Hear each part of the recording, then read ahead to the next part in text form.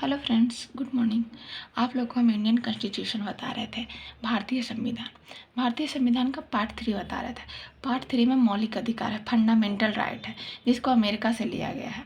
तो आर्टिकल 20 तक हम लोग को पिछले वीडियो में बता दिए थे। आज हम आर्टिकल 21 और आर्टिकल 22 बताने जा रहे हैं। आर्टिकल 21 और आर्टिकल 20 को सबसे स्ट्रॉन्ग मौलिक अधिकार बोलते हैं। आर्टिकल 20 और आर्टिकल 21 को सबसे शक्तिशाली मूल अधिकार बोलते हैं। ऐसा क्यों? ऐसा इसलिए कि जब देश में आपातकाल लगता है या कहीं भी आपातकाल लगता है तो आर्टिकल 20 और आर्टिकल 21 को छोड़ करके सारे मौलिक अधिकार पर रोक लगा दिया जाता है और इन दोनों पर रोक नहीं लगाया जाता, इसलिए इन दोनों आर्टिकल को सबसे शक्तिशाली मूल अधिकार बोलते हैं। तो चलिए अब आर्टिकल 21 के बारे में बताने जा रहे हैं, मतलब अनुच्छेद 21 के बारे में। अनुच्छेद 21 यह बोलता है कि हम लोग को प्राण एवं दैहिक स्वतंत्रता, मतलब हम लोग को जीने का अधिकार है, कोई भी हम लोग को जीने पर रोक नहीं लगा सकता। इसी कारण कोई भी आदमी बिना हेलमेट पहन करके इधर उधर घूमता है तो पुलिस उसको पकड़ता है, क्योंकि जान का खतरा है। चाहे कोई भी आदमी का गाड़ी बहुत धुआं दे रहा है, बहुत ज़्यादा कार्बन मोनोऑक्साइड दे रहा है, तो दूसरे के जान के लिए खतरा है, इसलिए वो गाड़ी को भी पुलिस पकड़ती है। और आर्टिकल 21 में ही निजता का भी अधिकार है कि हम लोग का गोपनीय जानकारी कोई भी उजागर नहीं कर सकता, हम लोग का निजी मामला में कोई भी दखल नहीं दे सकता। यही निजता का अधिकार कहता है आर्टिकल 21 में। अब आर्टिकल 21 का काम बताने जाए।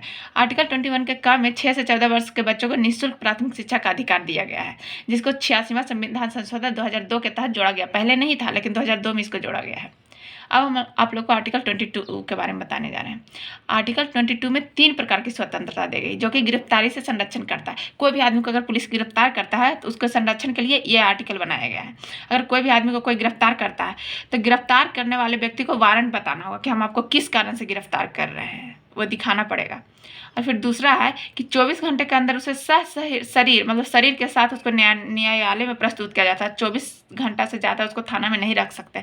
अगर 24 घंटा से ज़्यादा थाना में रखेगा तो थाना वाला पे केस हो जाएगा, थाना वाला पे हाई कोर्ट या कुछ उसके ऊपर कुछ भी कार्रवाई करेगा। और आर्टिकल 22 का 3 कहता है कि गिरफ्तार व्यक्ति को अपने पसंद का वकील रखने का अधिकार है। कोई भी वकील, जो वकील चाहेगा वो रख सकता है। तो जो आदमी को गिरफ्तारी होता है उसका संरक्षण के लिए यही 3 अधिकार दिया गया जो आर्टिकल 22 में है। आप लोग को यह इन्फॉर्मेशन कैसा लगा कमेंट करके बताइएगा। Thank you.